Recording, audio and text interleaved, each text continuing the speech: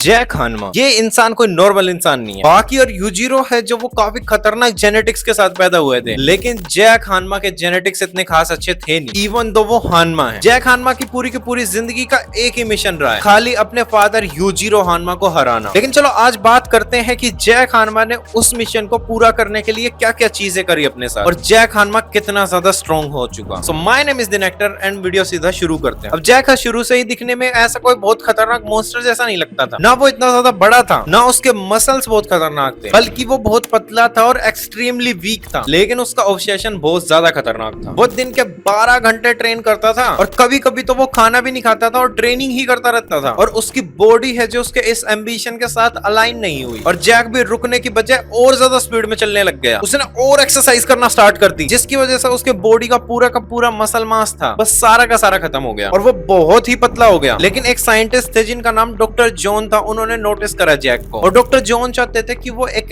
ऐसे ह्यूमन को बना पाए जो यूजिरो को टक्कर दे पाए। और जैक को ऑफर करा गया एक्स4, जो कि एक बहुत पावरफुल ड्रग है, और जैक ने उसे इमीडिएटली एक्सेप्ट कर लिया। और फिर उसकी बॉडी की ट्रांसफॉर्मेशन हुई बहुत खतरनाक। वो मस्कुलर हो गया, उसकी ताकत पे 4 चांद लग गए और उसने हर रिकॉर्ड को तोड़ दिया। अब उसकी फाइनली बॉडी और माइंड है बिल्कुल अलाइन हो चुके। लेकिन जैक यहाँ पे भी नहीं रुका, वो एडिक्टेड हो गया एक्स4 से, और उसने काफी खतरनाक वाले डोजेस लिए। अब उसकी स्ट्रेंथ तो बढ़ गई, लेकिन उसकी मेंटल स्टेट थी पूरी की पूरी खराब हो गई। उसने एक बहुत खतरनाक बहुत बड़े पोलर बियर से लड़ाई करी और उसको तबाह कर दिया था बिल्कुल। लेकिन जिस तरीके से उसने पोलर बियर को मारा था, वो दिखा रहा था कि कितना खतरनाक है उसके ऊपर एक्स4। एंड इवेंचुअली मैक्सिमम टूर्नामेंट के दौरान है उसकी बॉडी लिमिट पे पहुंच गई, और उसकी बॉडी लिमिट पे पहुंचने के बाद है वो बहुत ज्यादा उल्टियां करने लग गया, और उसकी बॉडी पूरी अजीब हो गई। उसकी ताकत बिल्कुल गायब हो गई, और तुम देख पाओगे बिल्कुल असर हुआ है उस पे। लेकिन उसकी ताकत फिर भी गायब नहीं हुई, जिससे तुम्हें एक काफी इंटरेस्टिंग बात पता चलती है कि वो ताकत है वो एक्स4 से आ ही नहीं रही थी, वो हानमा ब्लड लाइन से है, दैट्स व्हाई उसको वो ताकत मिली। लेकिन जैक फिर भी कंटिन्यू करता है क्योंकि वो सेटिस्फाइड नहीं होता, और वो और ज्यादा ड्रग्स लेता, साथ में सर्जरीज भी करवाने लगता। उसने बोन लेंथनिंग प्रोसीजर करवाया, जिसकी वजह से वो 6'3" का था, लेकिन उसके बाद वो 8 फीट का हो गया। उसने अपने दांत है टाइटेनियम से रिप्लेस कर दिए, और अब है जो जैक बिल्कुल भी ट्रेनिंग नहीं कर रहा, उसने अपनी पूरी बॉडी ही रीबिल्ड करी। और अब बात करते हैं चलो जैक की ताकत के बारे में। ये सारी चीजें करने के बाद कितना ताकतवर हुआ वो। एक रियल वर्ल्ड के ह्यूमन वाली लिमिट्स तो वो ऑलरेडी क्रॉस कर ही चुका, लेकिन उसका सबसे खतरनाक वेपन उसका पंच नहीं है, बल्कि उसके जबड़े हैं। जैक ने एक काफी इंटरेस्टिंग टेक्निक बना रखी है, जिसका नाम होता है गॉडो टेक्निक, जिसमें वो काटता है। अब उसके पंचेस ताकतवर हैं, लेकिन मैं ये बता रहा हूँ कि उसका जबड़ा ज्यादा काम का है। और अगर तुम ड्यूरेबिलिटी की बात करोगे, वो तो बिल्कुल सुपर ह्यूमन लेवल पे है। वो पिकल से लड़ने के बाद भी पिकल से लड़ने दोबारा गया, और उसकी बॉडी अब बहुत ज्यादा ब्लड खो चुकी थी उस टाइम पे। और सबसे इंटरेस्टिंग बात, इतना बड़ा होते हुए भी, 8 फीट का होते हुए भी, उसकी स्पीड और रिफ्लेक्सेस बहुत फास्ट है। और अभी भी जैक रुकता नहीं है, अभी भी वो ट्रेनिंग करता रहता है, और अपनी उसकी जो गार्डो टेक्निक है, यानी द वे ऑफ बाइटिंग, वो उसे बिल्कुल जानवर की तरह लड़ने के लिए तैयार कर देती है। और वो दांतों की भी ट्रेनिंग कुछ इस प्रकार से करता कि वो ट्रक के टायर्स को बांध के अपने मुंह में लगा के खींचता है, वो लटका देता अपने दांतों के सारे कुछ ऑब्जेक्ट्स को। और जैक है बेहोश होने के बाद भी इतना खतरनाक अटैक कर सकता तुम पे कि तुम मर जाओ। लेकिन जैक की सबसे ज्यादा पावरफुल चीज क्या है पता है तुम्हें? वो है उसका माइंडसेट। कोई सर्जरीज नहीं, कोई साइज नहीं, कोई काटने की टेक्निक नहीं, उसका जो माइंडसेट है वो बहुत खतरनाक है। जैक को जो कुछ भी करना पड़ेगा वो करेगा, लेकिन वो यूजिरो हानमा को हरा के ही रहेगा, उसे फर्क नहीं पड़ता बाकी चीजों से। बट जैक के पास एक चीज नहीं है, जो कि है डीमन बैक। लेकिन उस पे भी थ्योरीज बन रही है कि जैक है जो एक्सरसाइज बचपन में चर्च के अंदर करता था, तो उसे एंजल बैक मिलेगी। अब आई नो दैट कि ये बस एक थ्योरी है, लेकिन जैक कुछ ना कुछ बड़ा करेगा पक्का आगे जाके। लेकिन जैक की जर्नी तुम्हें ये जरूर बता देती है कि तुम्हें किस तरीके से आगे बढ़ते रहना पड़ेगा। इवन तो मैं उसकी उस वाली फिलोसफी पे बिलीव नहीं करता कि कुछ भी करना पड़े वो करो, लेकिन स्टिल कैरेक्टर बहुत इंटरेस्टिंग है वो। अब तुम्हें जैक हानमा कितना पसंद है कमेंट सेक्शन के अंदर मेरे को जरूर बताना। अब इस वीडियो को इतना ही रखते हैं। अगर तुम्हें ये वीडियो पसंद आई हो तो लाइक से सब्सक्राइब कर देना, और वीडियो के लिए सजेशन दे देना मेरे को कि किस पे तुम वीडियो देखना चाहोगे। And thank you for watching this video. The nectar this side and I am signing off. Bye.